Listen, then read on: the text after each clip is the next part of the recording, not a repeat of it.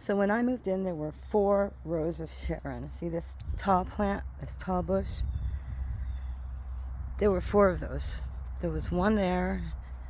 I just dug up the one that was here because it was just also dying. The one that was here could not be saved, and that's the one I haven't touched. And this area was everybody's garbage dump. People from across the street, 10 units up, from all the 10 units behind me here, they would come down here.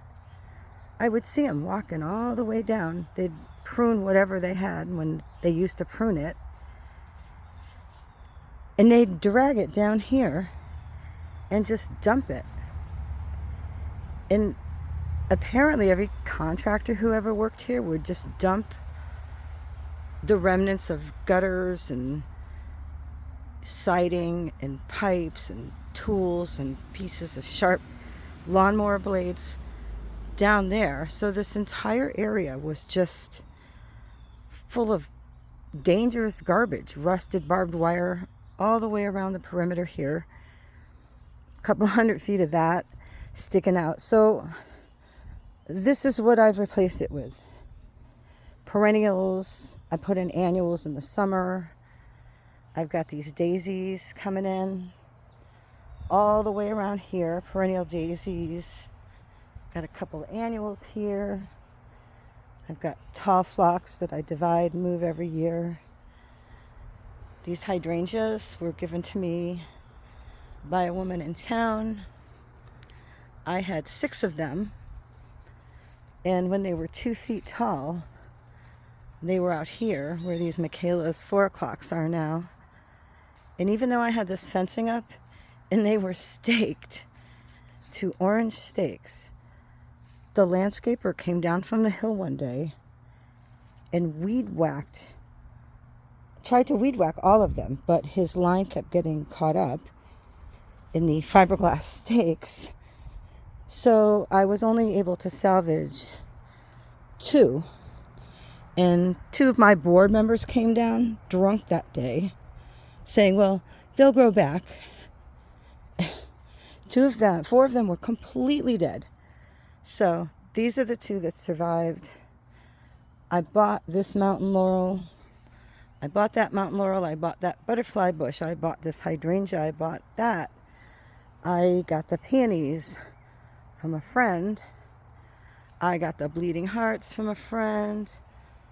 The Solomon seal. These were here, but they were... I've cut these back so many times and no one has ever touched these. These would just be an overgrown mess, like this rose of Sharon was when it was touching the ground, literally completely bent over touching the ground. That's how overgrown it was. So imagine this 2 or 3 times taller and the tops just completely bent over and most of it just on the ground here.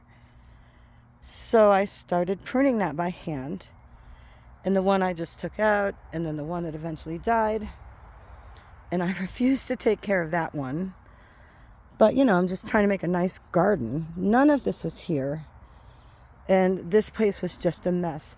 And if you look at the front of half of the places here, it's either just dirt or giant crabgrass. There's one that's just solid crabgrass. And in front of Paul's unit, he doesn't have an end unit, but in the front, it's just 2 patches of dirt. There's not one thing growing there. It's like he just sprayed the whole thing with poison or something. So, yeah. So for that, I'm being fined, it's up to like $2,500 now that my condo association says I owe them for putting a bunch of sticks and branches over there for easy removal for the landscapers, which is exactly what the new landscapers did the night before Easter, except they piled them along the road over there instead. So what?